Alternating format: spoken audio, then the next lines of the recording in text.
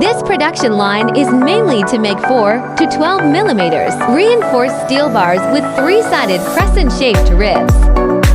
This is the drawing machine.